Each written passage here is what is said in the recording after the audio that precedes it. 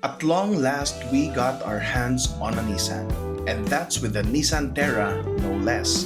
And the one that we have today is the first-gen Nissan Terra VL with a 4x2 drivetrain. Yes, I know that we now have the facelifted model, which now looks a lot more like the Nissan Patrol Y63. But here in Autotune Media, we don't just review brand new cars. We also pay attention to older model cars because let's be honest, not everyone buys brand new.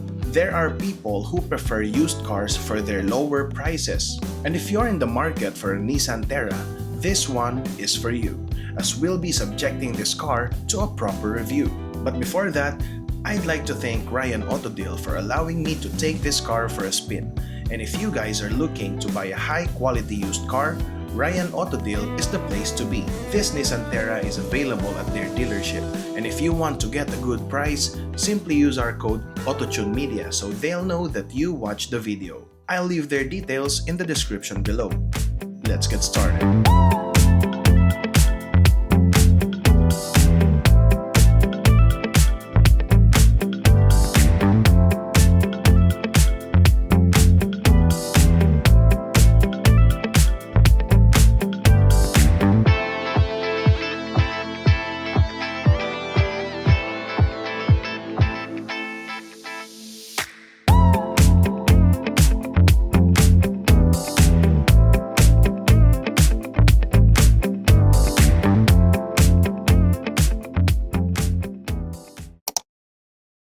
As there's now a newer generation of the Nissan Terra, it's understandable if some people find this one a bit dated. But me personally, I still like how this car looks. I like its simple lines, its bulky appearance, especially when you're looking at it from the side. The blacked out wheels and its bulging wheel wells add a more macho look to this unassuming SUV.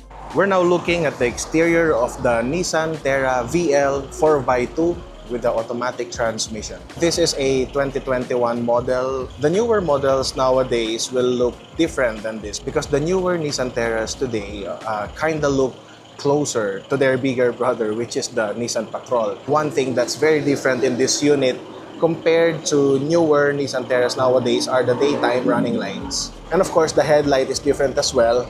And of course the grille. But even if this Nissan Terra is a 2021 model, it doesn't look very outdated, especially when you're comparing it with other SUVs such as the Fortuner, the Montero. It still looks up to date. And what I also like about the Nissan Terra is that it didn't go overboard with its design. I mean, it still stayed true to the simplistic designs of Nissan SUVs, and even the Nissan Terras nowadays, yes, they look more modern, but they don't look overly done. Let's start with the front of the Nissan Terra. And as I mentioned, it has a simplistic design. It has a blacked out grille here, which is smaller compared to mid-size SUVs from other brands such as the Monterosport, which has a huge grille. It just looks very proportional to the overall front fascia of the car. And because it has a smaller grille, it has bigger headlights. And when you look closer to the front bumper of the Nissan Terra is that it has these protrusions or cuts in here, which kind of adds to the sporty look or the sharp look of the Nissan Terra. And one thing that I immediately noticed when looking at Nissan Terras is that they appear to be bulkier than they really are. Unlike other SUVs such as, of course, the Fortuner and the Montero, those cars look sharper from the side. But the Nissan Terra, similar to the Ford Everest, they have a bulkier side profile. And since the Nissan Terra has 360 camera, you can see that there's a camera over here. And one thing that adds to the overall sporty look of the Nissan Terra are these blacked out wheels. So these wheels are size 18. Wrapped around it are 255/60 R18 highway terrain tires. The Nissan Terra comes with disc brakes at the front and drum brakes at the back. Similar to other SUVs, the middle garnish over here is allotted to proudly display the model of the car. Similar to its headlights, the rear lights of the Nissan Terra occupies a larger space at the back of the car. At the rear bumper of the Nissan Terra, you have parking sensors, and below it is this plastic garnish that appears to be carbon fiber, but I think this one is plastic. When you look closer, you can also see a camera here for the 360 camera. The Nissan Terra also has this stepboard that also looks very chunky. It's also blacked out, so it complements the wheels and some of the blacked out elements of the Terra, such as the side mirrors. I'll be honest, I find the interior of the Nissan Terra a bit lackluster. And I'm not talking about the lack of features, I'm talking about its lack of color accents. I'm not one who usually complains about a car's interior, as I understand that different car brands have different interpretations. But in this one, the lack of color accents cannot be ignored because it's a VL trim. It's supposed to have at least some details that make it shine. So when you open the doors of the Nissan Terra, you'll be greeted by this simple design. But although simple as it may seem, it has a very functionally organized design. But first, let's start looking at its doors and then let's move towards the inside. So first, let's look at the door, and as you can see, it has this faux leather material here. It's a soft touch leather, and in here it's all plastic. You have your window switches, and this one only comes with an automatic window switch for the driver door. And when you look inside, all seats of the Nissan Terra are also covered by this leather material. I mean, this leather is very thick as well, and it has a very nice texture and touch to it. It's grippy, so you won't slip around while you're driving. It has some glossiness to it, and the seats are actually very soft. The rear seats are covered with leather as well, and as you can see, it's very spacious inside. And for your reference, I am 5'9", and this is my seating position inside the car. When you move to the back, you still have ample space here to seat more passengers. To open the tailgate of the Nissan Terra, you have to push this button here, and you can manually raise the tailgate. The 6th and 7th seat of the Nissan Terra can fold flat on the floor, and that means you can put more luggages in here without having any difficulties on how to fit those luggages. And as you can see, although this is a used 2021 Nissan Terra, the seats of this car are still covered in plastic, which kinda makes me think that the previous owner didn't really use much of the third row seats, or probably they didn't even use it at all. And we're now sitting at the driver's seat of the Nissan Terra, and immediately I can say that the steering wheel of this car has a soft touch in it, although I think this is only a faux leather material. Regardless of the material used, I like the texture of the steering wheel. So if I were to own this car, I would probably purchase a steering wheel cover just to add bulkiness. And similar to most cars, the controls over at the left side of the steering wheel are mainly used to control the infotainment system or the driver dashboard. And in the case of this Nissan Terra, these buttons are used to cycle through some of the functions or the settings inside the driver dashboard. And over to the right side of the steering wheel, you have your controls mainly for the cruise control and for answering and rejecting calls. Looking at the overall appearance of the dashboard of the Nissan Terra, I think it could use some improvements, especially in terms of the texture of the dashboard, because the dashboard over here is mainly made of plastic. It would have been better if it has a soft touch material similar to what you can find on the door panels. But one thing that I do like about the Nissan Terra is that it has cup holders over here, just like the Toyota Fortuners. And so you won't have any problem, when you're sipping coffee or you're drinking any type of beverage while driving. There are more cup holders in here, garnished with this faux aluminum plastic trim.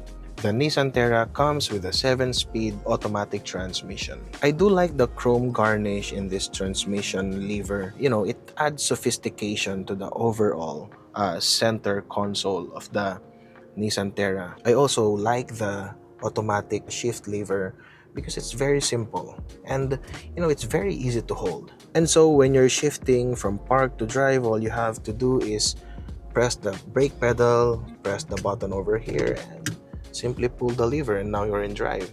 And it also has a sports mode or a manual driving mode, which you can access by just flicking the automatic transmission to the left, and now you can manually shift gears.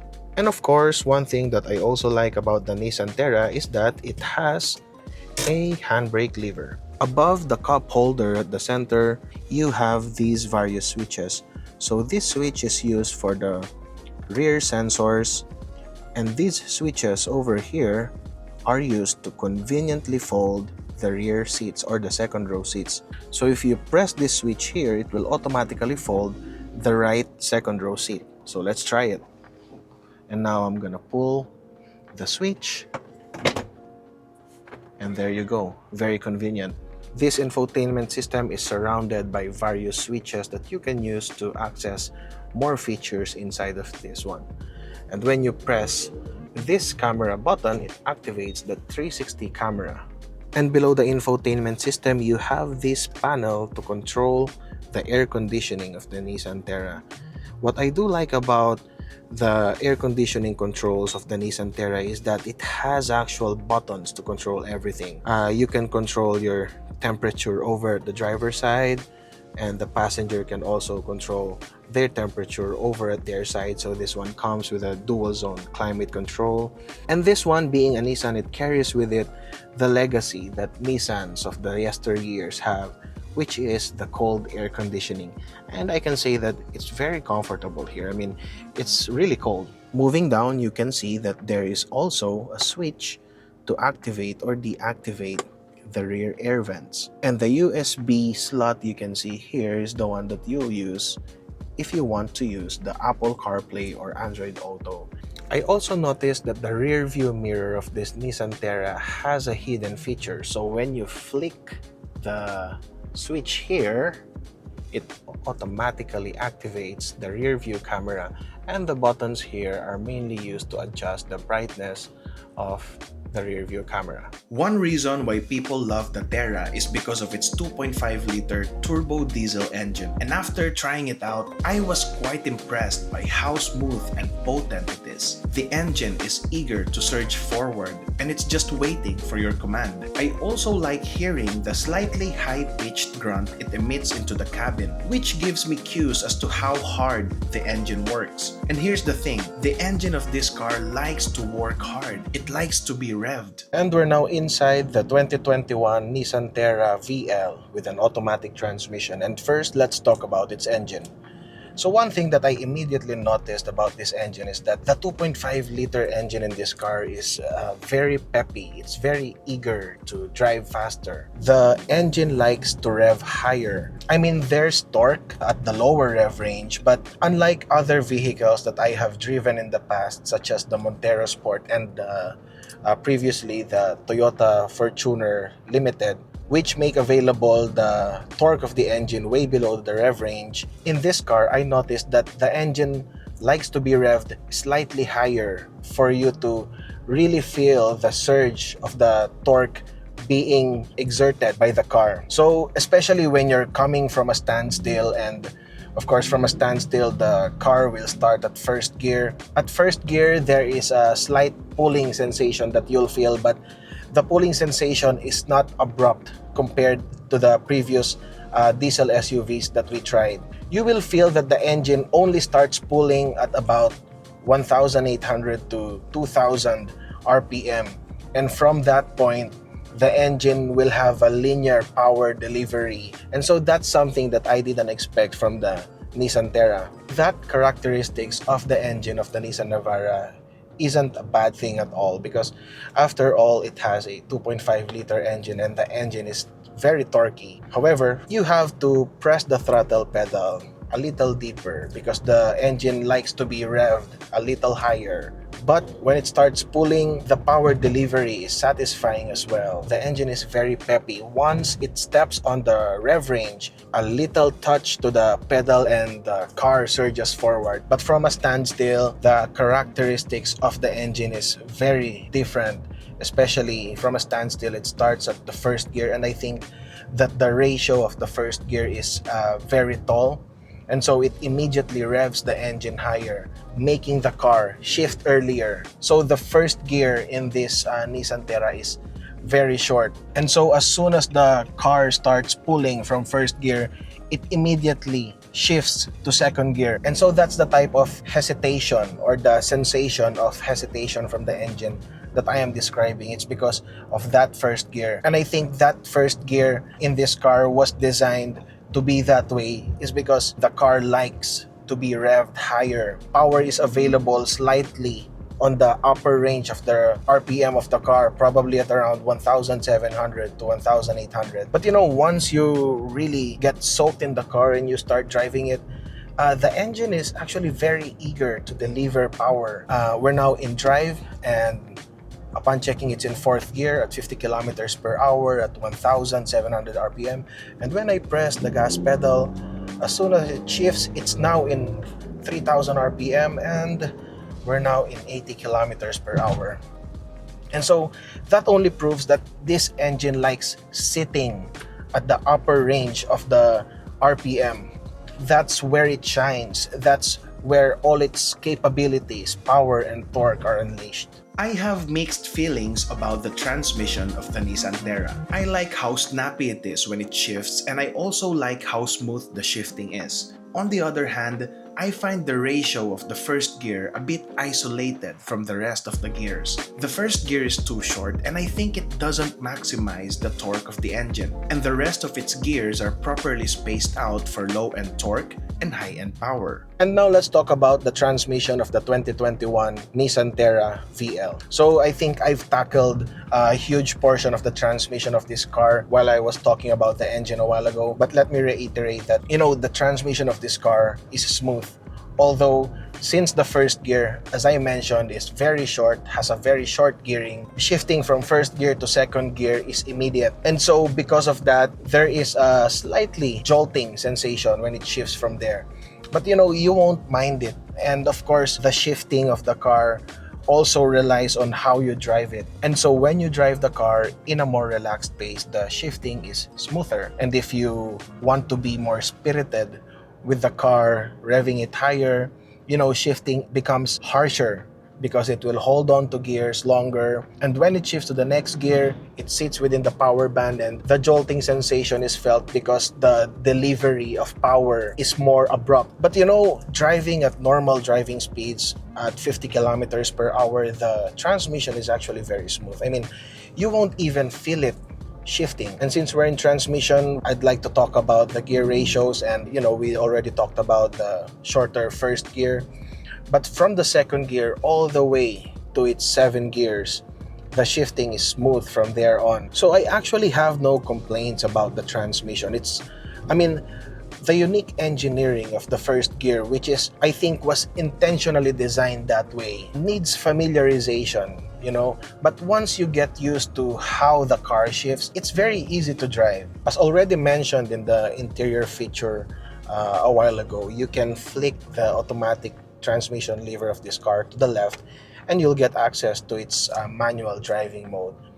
And so I tried driving this in manual mode a while ago. But I think I'd rather stay in its automatic mode. And besides, it doesn't have paddle shifters at all. So probably if I were to own this car, I will only use the manual mode when I'm driving uphill, such as when going to Baguio, to Sagada, or when, going on curvy roads. But aside from that, on daily drive, I'd stick to the automatic transmission because I won't add any other complication to my drive, if I were to own this car. For a long time, I used to admire the suspension of the Mitsubishi Montero. But upon driving the Terra, I kinda like this a little more. Yes, it has noticeable body rolls, but it feels more planted. Its absorption of road imperfections and the overall ride is also more refined. In terms of braking, I have no complaints as well. However, it could have been better had they put disc brakes on the rear wheels. And the handling, well, it could have been sharper, but for what it is, it's more than enough. Now let's talk about its handling, its suspension, and its braking. So first, let's talk about its braking.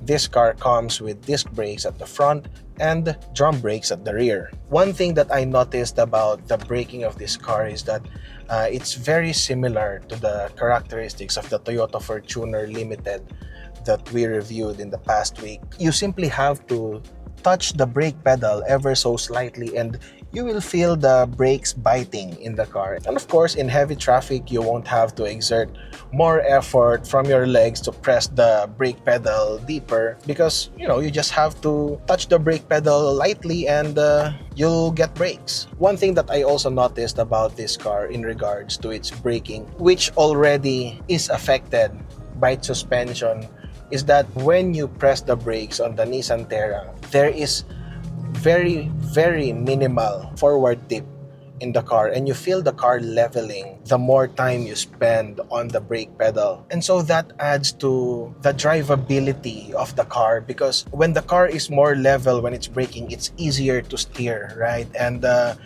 possibility of the car skidding or the possibility of you losing control of the car under heavy braking is very minimal because weight is distributed evenly. And so that's one thing that I like about this Nissan Terra. And of course, the overall drivability of the Nissan Terra, as far as, steering and driving and road comfort is concerned, is primarily affected by its suspension. And I really like the suspension of this car. I mean, the suspension is very comfortable. Sometimes when you're driving a car, even on paved roads, you'll feel the road bumps, right? Especially when the concrete road is poorly paved. But in this car, road bumps are barely noticeable. I mean, the suspension is very well tuned in this car. And so this suspension also has a very unique characteristic or a very unique sensation that it's the first time that I felt this sensation in a suspension. The Nissan Terra, upon driving it at a relaxed pace, the suspension feels a bit wafty. I mean, it feels that as if it's just floating on the ground. And so you'll think that if that's the characteristics of the suspension of the car, is that there will be body rolls when you're driving it, right? And that the car would be wobbly when you're driving it. But the Nissan Terra, wafty as the suspension is, there is no wobble at all in the car. The suspension feels very planted. It's very easy to steer. And when you're moving the steering wheel from left to right, when you're driving on a straight line, yes, there is body roll, but the body roll isn't enough to make you lose control of the car. I mean, the suspension is very manageable in this car. It has a sensation that the initial feel of the suspension in this car is that, as I mentioned, it's wafty, right? But there is a point that it starts to tighten up and becomes stiffer. And when I'm driving a mid-size SUV like this, my standard in terms of comfort is the Mitsubishi Monterosport. And I can say that the suspension of this car, I think it even exceeds the amount of comfort that you can feel in a Mitsubishi Monterosport because the car feels tighter. And I actually like the characteristics or the overall dampening of this car. And to wrap it all up, let's talk about the driving dynamics in the Nissan Terra. When talking about driving dynamics, it's a combination of, everything tactile that you'll feel in the car, right? So everything that you can control. So the steering wheel, the throttle response, the braking, the suspension. The driving dynamics of this car is spot on. And one addition that I really appreciate in the Nissan Terra is that there is lumbar support in the backrest of the driver's seats. I didn't know that having an adjustable lumbar support in a car would greatly affect how you drive it or would greatly affect your mood or your comfort in driving because this car has very soft seats. When you add that soft seats and the driver's seat that you can customize according to your preferences or according on how you want to be seated in the car, elevates the comfort inside the Nissan Terra. Another thing in the driving dynamics, the steering wheel. I think this steering wheel comes with a hydraulic power steering and so there's a heft to it. It leans more on the heavy side but not enough to make it cumbersome to drive because as soon as you're moving it becomes very easy to drive, but the heft of the steering wheel, you will start to feel it when you're navigating on tight spots or when you're in heavy traffic. The throttle response, I would appreciate more responsiveness to it, but it's easy to familiarize. The braking, as I mentioned, is spot on. And of course, the suspension, which I think is the highlight of this car. I really do appreciate the suspension of this car. It's actually comfortable here. The 2021 Nissan Terra, old as it may be in today's fast-paced and high-tech automotive scene, is still a good SUV on its own. Yes, there are more choices nowadays, but the Nissan Terra continues to capture the hearts of its target customers. And now I understand why. The ride is on another level and the engine begs to be driven hard. It's exciting. It's like a wolf in sheep's clothing. It looks understated, but it unravels its true color if you know how to handle it. This has been Enzo from Autotune. Till next time.